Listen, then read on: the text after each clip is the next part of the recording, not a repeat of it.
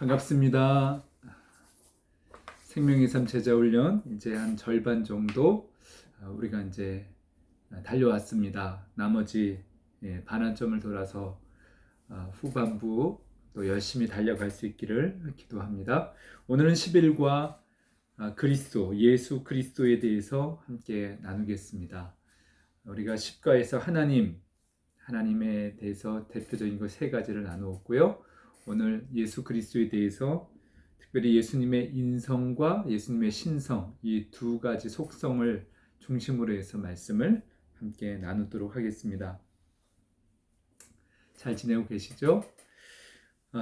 오늘 예수님에 대한 이 공부, 먼저 예수님의 이름에 대해서 한번 생각해 보겠습니다. 교제 외적인 부분들도 아주 우리가 신앙생활에 중요한 부분이기 때문에 잘 들으셔서 메모를 해주시는 분도 있어요. 참 제가 오히려 감동을 받습니다. 예수님을 우리가 부를 때 예수님의 호칭을 정확하게 하면 주 예수 그리스도 또 나사렛 이런 표현을 성경에서는 사용하고 있습니다. 보통 우리가 나사렛 예수 그렇게 부르기도 하고 성경에 기록하기도 합니다. 그리고 예수님에 대한 정확한 명칭을 주 예수 그리스도 이렇게 풀네임이라고 그러죠. 그렇게 부르게 됩니다. 먼저 나사렛은 뭘 말하는 걸까요? 나사렛은 지명을 의미하죠. 예수님께서 성장하신 곳, 출생지라고 하기에는 왜냐면 예수님께서 태어나신 출생지는 정확하게는 베들레헴이거든요. 네, 나사렛은 예수님께서 베들레헴에서 태어났었지만 헤롯 왕이 죽이려고 위협했을 때 성령의 이끄심을 따라서 이집트로 내려가셨다가 그 헤롯 왕의 위협이 지나간 다음에 이제 다시 돌아온 땅이 바로 나사렛입니다. 나사렛에서 예수님께서 이제 어린 시절, 유년 시절부터 쭉 성장하셔서 그곳이 예수님의 고향이 되었습니다. 그럼 예수라고 하는 이 예수라는 이름,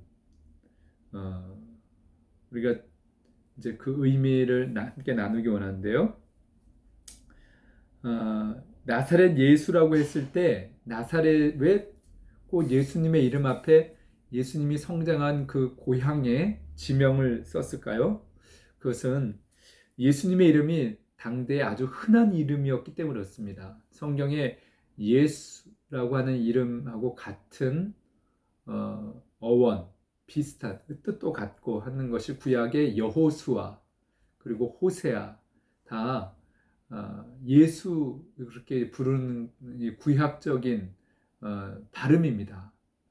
뜻은 똑같거든요. 그런데 우리가 지금도 동명이인들이 많잖아요. 예수라고 하는 그 이름은 흔한 이름이었어요. 그래서 지명까지 나사렛의 예수 그렇게 부르게 된 거죠. 예수님의 제자 중에도 같은 이름을 가지고 있는 제자들이 많죠. 성경의 인물들이 많습니다. 요한도 세례 요한, 사도 요한, 또 마가 요한, 요한의 이름이 여러 명이 등장합니다. 유다도 마찬가지입니다. 그래서 예수님을 팔아넘긴 제자인 유다는 가롯 유다라고 합니다. 가롯 지방의, 가롯 지역의 유다. 그렇게 성경은 구분을 해서 부르고 있습니다. 그러면 주 예수 그리스도라고 할 때 주는 주인 주자를 쓰는 것입니다. 주님, 영어로는 Lord, 그렇죠? 주인이 되시는 분, 그렇게 예수님을 사람들이 고백합니다. 주님에서 중요한 의미는 예수님과 나와의 관계를 말해줍니다. 그냥 위대한 인물, 종교 지도자, 신앙의 대상 그렇게 예수님을 우리가 부르지만 그 앞에 주님이라고 고백하는 거죠. 성경에도 구약의 하나님의 이름을 여호와라는데 그 여호와를 앞에 주를 붙여서 주 여호와라고 이렇게 고백했을 때 여호와 하나님이 나의 주님이 되십니다. 그러니까 하나님과 나와의 관계의 의미로 주를 붙인 거죠. 예수님도 마찬가지입니다.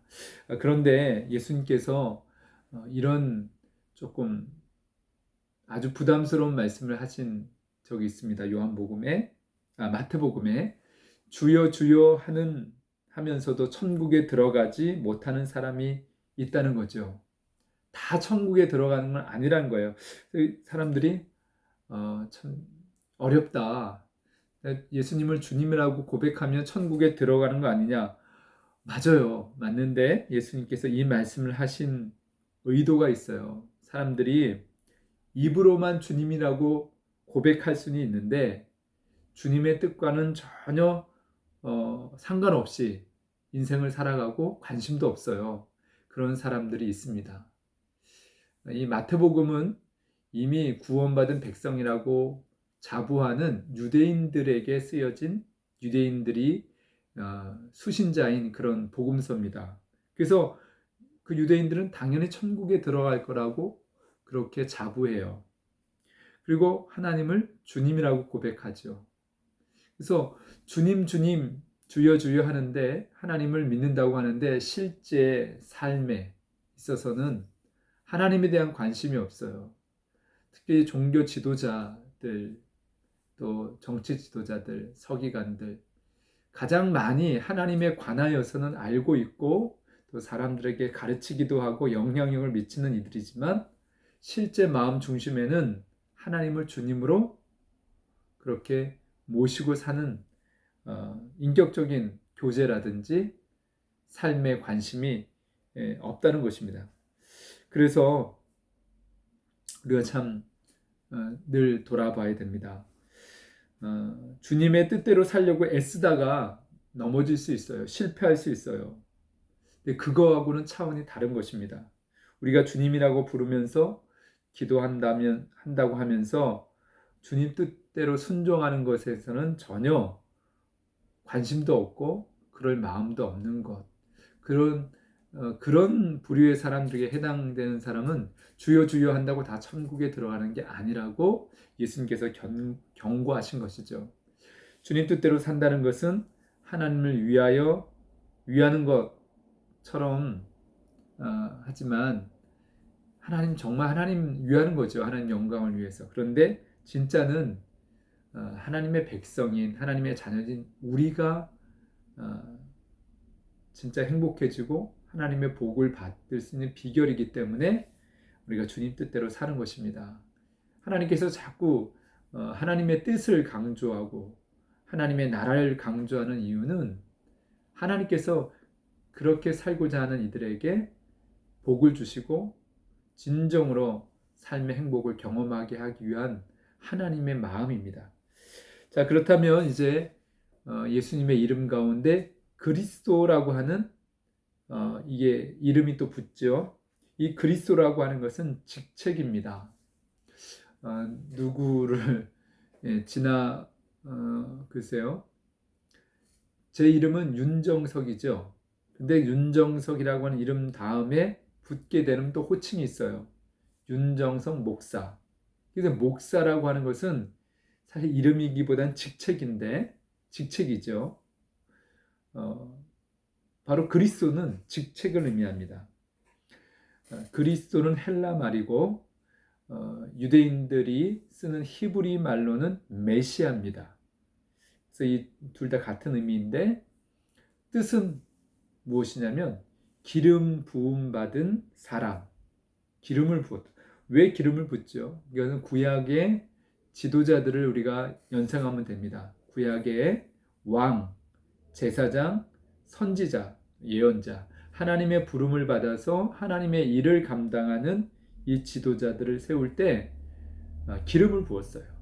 그래서 사무엘 선지자가 사울을 이어서 이스라엘을 다스릴 지도자를 왕을 선택할 때 기름을 들고 가서 결국은 다윗에게 기름을 붓는 것을 보게 됩니다. 기름을 부었다는 것은 하나님께서 특별한 사명을 주셔서 그 부르심에 합당하게 쓰임받게 할 수 있도록 하나님이 모든 능력을 주시고 또 많은 이들 앞에 인정해주는 위임한다는 그런 의미입니다. 그런데 이 단어가 예수님이 오시면서 그리스도는 이제 고유명사가 됐습니다. 구원자이신 하나님의 기름 부음을 받은 분, 그분이 바로 예수 그리스도시죠. 여기까지 우리 예수님의 이름에 관한 것을 간단하게 좀 정리를 했습니다. 이제 예수님의 속성 또는 성품에 대해서 두 가지 관점으로 말씀을 또 함께 나누도록 하겠습니다. 교재에 보면은 예수 그리스도의 인성, 예수 그리스도의 신성이 나옵니다. 설명에. 그래서 인성은 완전한 인간으로서의 속성을 가진, 성품을 가진 예수님. 그리고 또 하나는 완전한 하나님으로서의 속성을 가진 하나님이신 예수님에 대해서 성경은 우리에게 증거해 주고 있습니다. 예수님의 신성을 어떻게 이해하면 좋을까요? 예수님이 정말 하나님이다. 하나님께서 어떤 분이신지 정말 알기를 원하는 인간의 갈망이 오래전부터 있었어요. 그래서 신학이 발달하고 철학이라든지 그걸 통해서 신은 존재하는가? 존재하면 그 신은, 그 하나님은 어떤 분이신가? 끊임없이 학문적인 연구와 또 구도자의 그런 수행을 통해서 알아가길 원했고 발견하기 원했지만 그것은 불완전한 것이죠. 우리가 아무리 하나님에 대한 갈망을 가지고 찾는다고 해서 하나님을 완전하게 알 수 있는 것은 아닙니다. 그래서 하나님께서 하나님 당신을 우리에게 보여주시기 위해서 사람들을 그동안은 세워서 그 사람을 통해서 하나님의 말씀을 전달하고 신앙의 체험을 가르치기도 했죠. 근데 그것도 완전하지 못한 것입니다. 그래서 하나님이 우리에게 허락하신 방법은 하나님 자신을 알려주시기 위해서 하나님이신, 하나님과 동등하신 하나님의 아들, 그분을 우리에게 보내주셔서 하나님을 알려주셨는데 어떻게 보내셨냐? 인간의 몸을 입혀서 보내주셨다는 것이죠. 그분이 바로 예수 그리스도십니다. 그래서 하나님이 어떤 분이신지를 정말 알려면 예수님을 보면 압니다. 간단하게. 예수님을 우리가 묵상하고 예수님을 만나면 하나님을 경험할 수 있는 것이죠. 하나님의 진면모를 볼 수 있는 것입니다. 하나님께서 우리 기도를 들으시고 우리를 긍휼히 여기시는 분이라는 걸 우리가 어떻게 알 수 있습니까?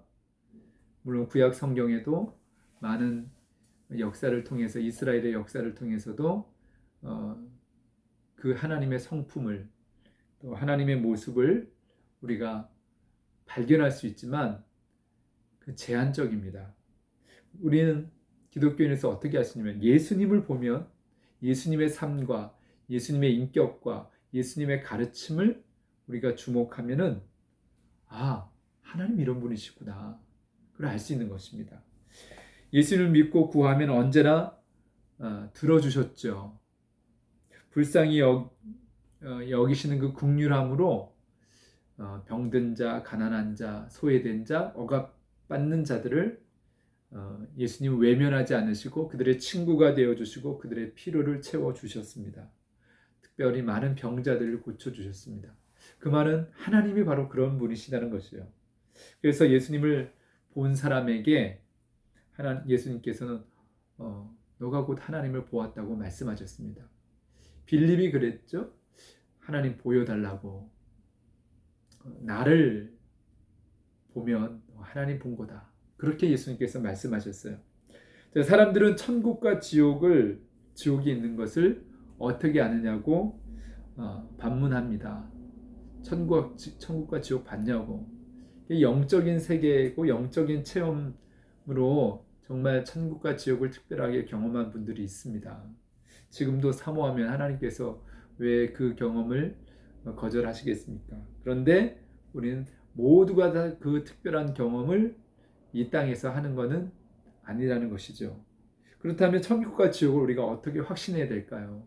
물론 예수님의 가르침 속에서 우리가 그것을 알 수가 있는데, 그러면 예수님을 어떻게 우리가 신뢰를 하느냐? 가장 중요한 것은 예수님께서 하나님의 아들이신데 이 땅에 오셔서 우리 위해서 역사 가운데 우리를 대신해서 십자가에 죽으셨다는 거예요. 우리의 죄의 문제를 해결해 주시기 위해서 대신 죽어 주셨다는 거죠. 우리는 그 십자가 사건을 나를 위한 사건으로 믿습니다. 성령께서 그렇게 믿어지게 하셨기 때문에 우리가 이 믿음을 가지고 있고요. 또 무엇보다 예수님이 부활하셨다는 것입니다. 죽으셨는데 다시 죽음에 갇히지 않아요. 죽음을 정복하는 이 부활의 능력으로 수많은 사람들에게 보여주셨습니다.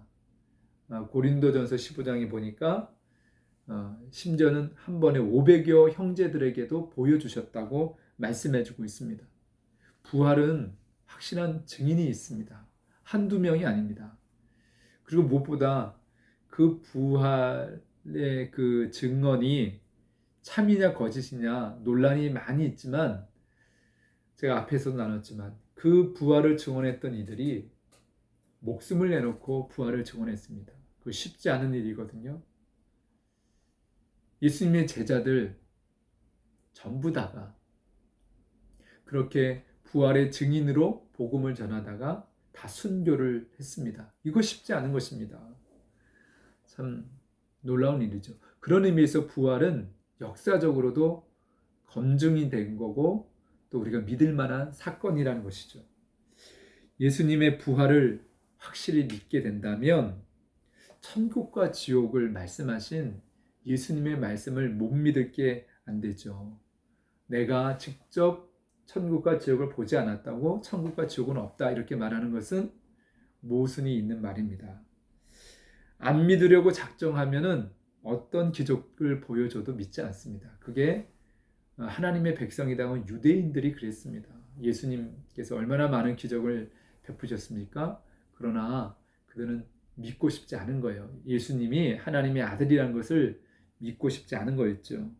그래서 나중에는 그럽니다. 너 귀신의 힘을 빌어서 이런 일을 행하지 하면서 더 예수님을 코너에 몰았던 그런 사건도 있습니다.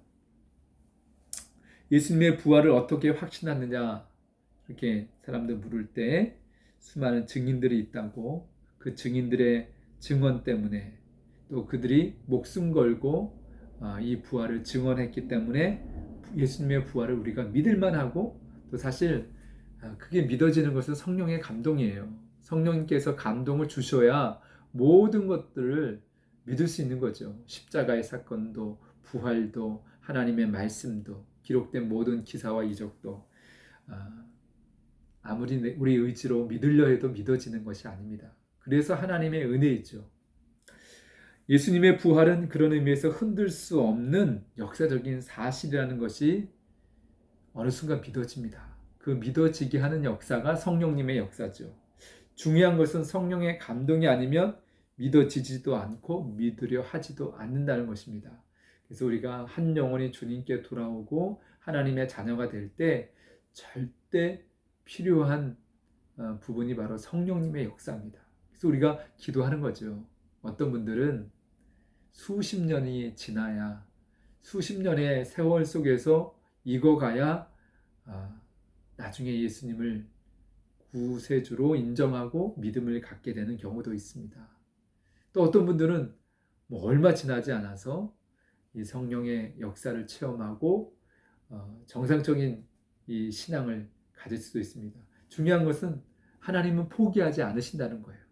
그리고 사람이 아무리 애쓴다 해서 구원받는 것이 아니란 거죠. 또 하나님의 때가 있다는 것입니다.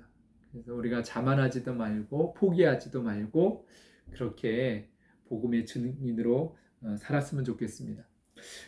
우리가 왜 예수님의 인성을 생각해야 할까요? 예수님의 인성. 그 이유는 예수님처럼 그렇게 삶을 살라는 거죠. 예수님의 신성은 우리가 우리 믿음의 대상인 예수님을 믿음으로 구원받고 또 그 예수님을 나의 하나님으로 고백함으로 나의 믿음의 대상, 예배의 대상으로 그렇게 예수님을 바라본다면 예수님의 인성을, 이거는 확실한 거거든요. 인성을 부인하는 것은 예수님의 십자가의 죽음을 부인하는 것이고, 예수님 당대에도 초대교회에도 예수님의 이 인성을 부인하는 이단 세력이 있었습니다. 그들은 영지주의자들이라 그러죠. 우리가 성경 말씀에 어떤 권면을 할 때 예수님이 이렇게 하셨어, 그러면 사람들이 그래요. 아, 예수님 하나님이시니까, 구원자시니까 그렇게 하실 수 있지. 근데 나는 할 수 없어. 바로 이런 우리의 거절하고 불순종하는 신앙의 태도 때문에 예수님이 인간의 몸을 입고 오셨어요. 제한된 인간의 몸을 입고 오셨어요. 똑같이 때로는 고통을 당하시고 제한된 육체에 불편함을 늘 가지고 사셨어요.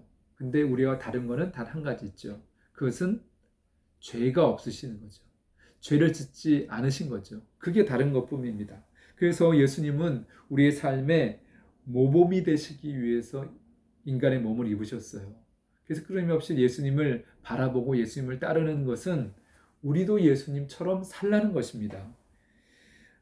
우리가 누군가를 존경하죠.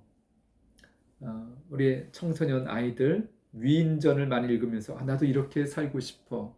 나도 이수신 장군처럼 나라를 위해서 그렇게 살아야지. 세종대왕처럼 정말 한글도 창제하고 또 인자한 왕으로서 나라를 다스렸는데 나도 그런 지도자가 되고 싶어. 이런 모델이 있죠. 존경할 만한 인물이 있습니다. 그런데 어떤 인물도 막상 가까이에서 인격적으로 경험해 보면 완전한 사람이 없습니다.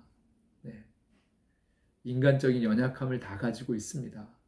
우리는 그냥 위인 전기 책에서 좋은 부분들만 이제 집중해서 기술되어 있기 때문에 거기에 감동을 받고 나도 그런 사람이 되고 싶어 이렇게 하죠. 그 누구도 가까이 지내다 보면 다 허물이 있고 실수가 보이고 실망하게 됩니다. 실망하는 요소들이 있습니다. 그런데 예수님은 완전한 인간이시죠. 예수님의 라이프 스타일은 우리 위해서 십자가에 죽으셨다고 해서 항상 우울하시고 고통만 당하시는 그런 이미지가 아닙니다. 예수님은 많은 사람들의 친구가 되어주셨어요. 특별히 소외되고 가난하고 죄인들 이런 사람들과 밥도 맛있게 드셨고요. 농담도 잘하셨고요. 예수님의 스마일 페이스를 아마 보셨나요? 그림으로 되어 있는 거지만 예수님의 웃는 모습, 많은 고난이 있으셨고 이 세상의 죄의 짐을 다 예수님이 짊어지시고 가야 될 사명이 있으셨지만 예수님의 라이프 스타일을 우리가 묵상해 보면 예수님은 참 멋지신 분이십니다. 성품적으로도 완전하신 분이십니다. 때로는 분노하시기도 하셨어요. 분노가 다 나쁜 건 아닙니다. 불의에 대한 것을, 악에 대한 것에 대해서 이 분노의 감정은 그것은 죄가 아닙니다. 그건 정상적인 겁니다. 그러나 그 분노를 예수님은 적절하게, 물론 때로는 사람들에게 위협함을 보이시기도 했어요. 성전을 2번 정화하는 그런 사건이 있지 않습니까? 장사하는 사람들이 돈을 바꾸고 재물을 바꿀 때 그 장사하는 자판을 뒤어 엎으시기도 하셨어요. 그리고 노끈으로 채찍을 맞아서 거기에 있는 짐승들을 다 내쫓기도 하셨습니다. 여하튼 우리는 예수님의 인간적인 모습들을 묵상하면서 우리도 그런 예수님처럼 예수님을 닮아가는 우리의 신앙의 삶의 모습이 필요합니다. 때로는 예수님이 많이 고난과 고통으로 눈물을 흘리시면서 이 메시아의 사역을 감당하셨습니다. 그러니까 우리는 예수님을 주목해야 하죠. 바울은 이렇게 고백합니다. 이제 내가 산 것이 아니요 내 안에 누가 사셔요? 그리스도께서 사신다고 고백합니다. 그 말은 예수님을 완전한 하나님으로 믿을 뿐만 아니라 또 내 안에 완전하신 인간으로서 예수님처럼 닮아가고 예수님이 내 안에서 삶을 살아가는 내 삶을 주장하는 대로 내가 순종하며 산다. 그 의미입니다. 예수님이 유일한 모델이다. 그런 거죠. 바울은 표대라고 하는 표현을 썼어요. 내가 이전 것 다 잊어버리고 부르심의 상을 위해서 표대를 향해서 달려간다. 그렇죠? 그분이 바로 그 표대가 되시는 분이 예수님입니다. 우리는 신앙생활을 해도 때로는 목회자들 같은 경우는 아름다운 예배당과 같은 건물 또 여러 가지 사역에 대한 화려한 사역 팀들 자랑할 것들이 많습니다. 예를 들면 또 많은 학위, 그 이력들, 경력들, 명예 그것이 목표인 분들도 있어요. 저도 그런 유혹이 없는 건 아니죠. 그런데 모든 믿음의 사람들의 표대, 목표가 되는 것은 바로 예수님이십니다. 예수님을 닮아가는 것. 사실 그것만큼 우리가 하나님 앞에 상을 받는 것이죠. 눈에 보이는 것들은 정말 화려하고 풍성한데 그의 인격과 성품과 삶의 향기는 예수님과 거리가 멀다.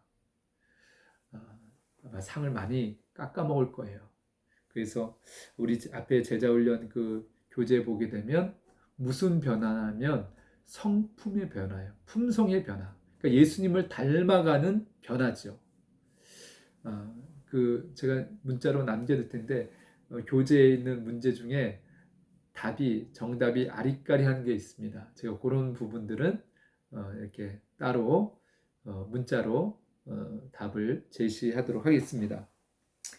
이제 예수님의 인성을 교재를 보면서 정리해 보겠습니다.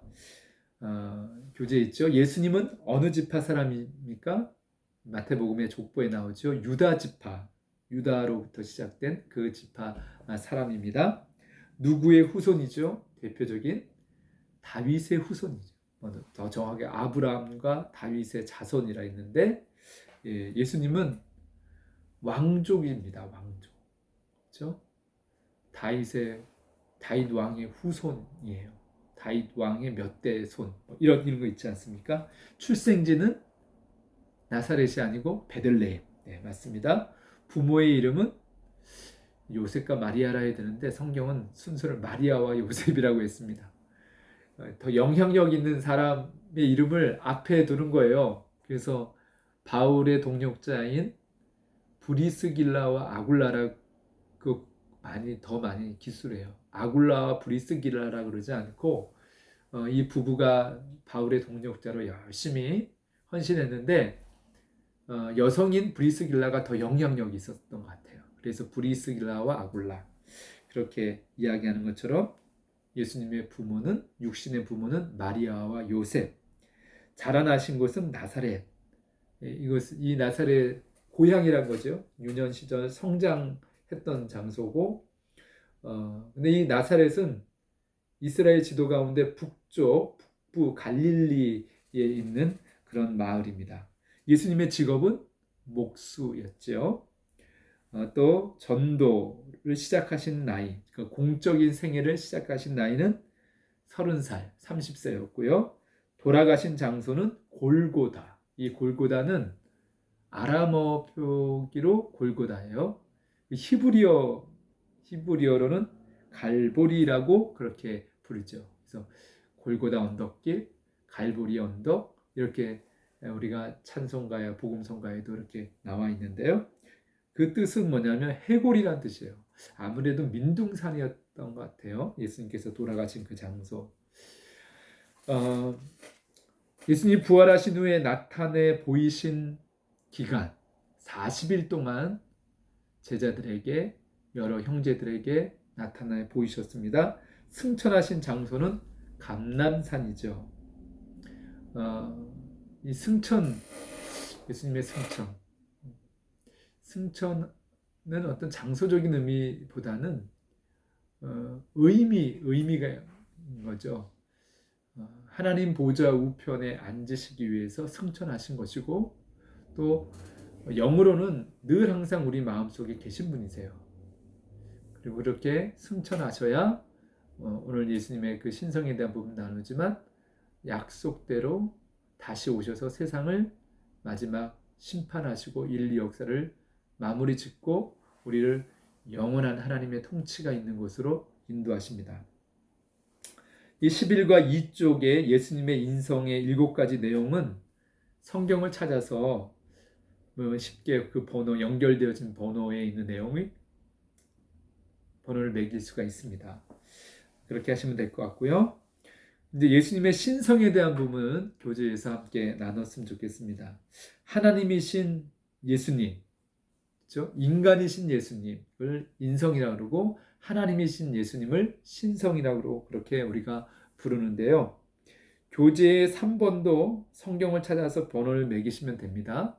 이 부분도 그렇게 똑같은 의미니까 이제 성경 구절 4구절이죠. 이 부분을 같이 함께 나누도록 하겠습니다. 성경 구절 4구절 3페이지 3번에 있는 예수 그리스도는 하나님과 함께 계셨으며 동시에 하나님이시다. 이 말씀이 있는 요한복음 1장 1절 태초에 말씀이 계셨다. 그 말씀은 하나님과 함께 계셨다. 그 말씀은 하나님이셨다. 여기 이 말씀이란 단어는 헬라어로 로고스로 그렇게 기록된 단어인데요. 이 로고스라는 것은 참 굉장히 철학적으로 깊은 의미를 가지고 있습니다. 말씀이란 뜻도 있고요. 원칙, 논리, 다양한 의미를 가지고 있어요. 그런데 그냥 말씀으로 번역하는 것이 그래도 가장 쉽게 이해를 하고 또 그 로고스라고 하는 의미에 가장 가깝다고 해서 말씀으로 번역을 하는데요. 이 말씀이신 예수님이시죠. 하나님이 함께 계셨고 이게 말씀과 하나님은 같은 동등한 동격이라는 그런 의미입니다. 하나란 뜻이죠. 여기서 우리는 기독교 신앙의 중요한 교리인 삼위일체 하나님에 대해서 생각하지 않을 수가 없죠. 성부 하나님, 성자 예수 그리스도, 또 성령 하나님, 이 세 분은 개별적인 존재이면서도 한 분인 분. 이게 참 제일 신비적인 요소죠. 근데 성경은 이런 부분들이 여러 군데에서 발견됩니다. 사람을 이해할 때 사람은 뭘로 돼 있죠? 육체가 있죠. 하나님께서 빚으신 흙으로 빚으신 육체가 있어요. 육체만 있나요? 육체만 있는 것이 아니라 우리에게는 영혼이 있습니다. 근데 이 육체와 영혼은 분리되는 게 아니에요. 따로따로 있지만 항상 하나예요. 그것처럼 삼위일체 하나님도 개별적인 하나님이시면서도 한 분이시죠. 참 이 부분이 이해하기는 쉽지 않습니다. 그러나 성경은 그렇게 우리에게 증언해주고 있어요. 요한복음 1장 14절 말씀을 보니까 말씀이 육신이 되어 우리 가운데 사셨다. 우리는 그의 영광을 보았다. 그 영광은 아버지께서 주신 독생자의 영광이며 그 안에는 은혜와 진리가 충만하였다. 말씀이 육신이 된 분이 바로 예수님이시죠. 태초부터 말씀으로 존재하신 그 인격으로 존재하신 하나님의 아들 예수님이 하나님께서 우리를 구원하시기 위해서 하나님 자신을 보여주기 위해서 인간의 몸을 입혀서 보내주신 분이 예수님이시라는 거죠. 창세기 1장에도 보면 삼위일체 하나님에 대한 발견할 수 있는 말씀이 나옵니다. 수면 위에 하나님의 영, 성령님이 창조의 사역을 위해서 준비 단계로 운행하셨다는 것이 나오고요. 사람을 창조할 때 우리가 우리의 형상대로 사람을 만들자, 사람을 짓자. 그게 바로 우리의 형상이라는 것이 하나님이 한 분이 아니시고 세 분으로 존재하신다는 것을 우리가 예측할 수 있는 그런 말씀입니다. 이제 베드로전서 2장 24절 말씀, 그는 우리 죄를 그의 몸에 몸소 지시고 나무에 달리셨습니다. 그것은 우리가 죄에서는 죽고 의에 살려 하시는 것입니다. 그가 매를 맞아 상함으로 여러분이 나음을 얻었습니다. 그는 바로 예수님이시죠. 예수님은 가장 가까이 4년 동안 모셨던 베드로가 예수님은 우리와 똑같으신 분이지만 죄가 없으신 분이라고 인정했어요. 여기 나무에 달려 들어가는 건 십자가의 죽음을 의미하는 것이고요. 예수님의 이 대속의 죽음은 우리가 그냥 죄 짓고 회개하고 죄 짓고 회개하고 그런 삶을 살라는 것이 아니라 언제부턴가는 죄로부터 완전히 자유하는 삶, 의로운 삶 자체, 거룩한 삶을 살아가라고 하는 예수님의 그 마음이 담겨져 있는 것입니다. 우리는 그렇게 예수님처럼 살아갈 수 있는 모든 능력을 하나님께서 부여해 주십니다. 그 대표적인 것이 부활이에요. 부활은 죽음까지도 극복할 수 있는 능력을 우리에게 약속해 주셨어요. 근데 우리가 의롭게 살지 못하고 그런 삶이 쉽지 않은 것은 옛사람을 잘 벗어버리지 못하기 때문에 그렇습니다. 옛사람의 습관. 그래서 자꾸 주님과 교제하고 동행하면서 새 사람을 입은 성령 충만한 삶으로 살아가야 된다는 것이죠. 로마서 그다음에 8장 34절 말씀을 보게 되면 누가 감히 우리를 정죄하겠습니까? 그리스도 예수는 죽으셨을 뿐 아니라 오히려 다시 살아나셔서 하나님 오른편에 계시며 우리를 위하여 대신 간구하여 주십니다. 이제 예수님의 이 승천 하셔서 하나님 보좌 우편에서 이 오른쪽이라는 것은 하나님의 예수님의 그 권위의 자리를 의미합니다. 우리가 왕도 오른쪽에 있는 사람부터 더 영향력 있고 권력을 가지고 있는 사람이 있는 거죠. 영의정, 좌의정 할 때 영의정이 더 높은 자리입니다. 예수님은 하나님과 같은 자리에 계신 거예요. 그 오른편에 계셔서 지금 뭘 하고 계셔요? 우리를 위해서 간구하고 계시다는 거예요. 여러분, 누가 나를 위해서 기도해 주고 있다고만 생각해도 얼마나 든든한지 알 수 없습니다. 그게 우리의 배경인 거예요. 우리 부모가 힘을 가지고 있고 나를 사랑하고 나를 위해서 기도하고 있다는 것만큼 그것이 얼마나 든든한 힘이 되고 위로가 되는지 알 수 없습니다. 우리가 그걸 세상적인 단어는 뭐라면 백이라고 그래요. 백. 배경이 있다는 거예요. 내 배후에 나를 도와주시는 분이 있다는 거예요. 그분이 누구예요? 예수님이시죠. 또 마지막 마태복음 24장 30절 그때 인자가 올 징조가 하늘에서 나타날 터인데 그때에는 땅에 있는 모든 민족이 가슴을 치며 인자가 걷는과 영광으로 하늘 구름을 타고 오는 것을 볼 것이다. 재림에 대한 약속입니다. 예수님은 인류 역사의 시작과 끝이세요. 그래서 이 인류 역사를 종결하기 위해 다시 오실 때 다시 오실 것을 약속하신 부분입니다. 이제 예수님에 대한 부분을 이제 정리하고 마무리해야 됩니다. 예수님에 대한 부분은 예전 같으면 두 타임으로 나누어서 녹화를 해야 되는데 제가 이제 엑기스만 교제 중심으로 말씀을 함께 나눴습니다. 말씀을 나누면서 마무리하면서 우리의 믿음이 성장해가는 중요한 그 열쇠가 바로 예수 그리스도입니다. 예수 그리스도를 깊이 아는 것이 중요합니다. 그래서 오늘 예수님의 인성, 예수님의 신성에 대한 말씀들을 나누었고요. 이것을 종합적으로 우리에게 그 믿음을 추구하는 하는 말씀이 뭐냐면 히브리서 12장 2절 말씀이죠. 제가 이 말씀을 읽고 마무리하도록 하겠습니다. 믿음의 주여 또 온전하게 하시는 이인 예수를 바라보자. 그는 그 앞에 있는 기쁨을 위하여 십자가를 참으사 부끄러움을 개의치 아니하시더니 하나님 보좌 우편에 앉으셨느니라. 네, 예수 그리스도 그분을 알아가는 것 우리 신앙의 가장 중요한 신앙의 우리의 몸치시고 또 그렇게 늘 예수님을 바라보아야 될 줄 믿습니다. 예수님과 늘 동행하고 예수님을 깊이 알아가고 예수님을 경험하시길 그래서 하나님을 그렇게 알아가시기를 축복합니다. 네, 딱 40분 됐네요. 네, 또 12과에서 뵙겠습니다.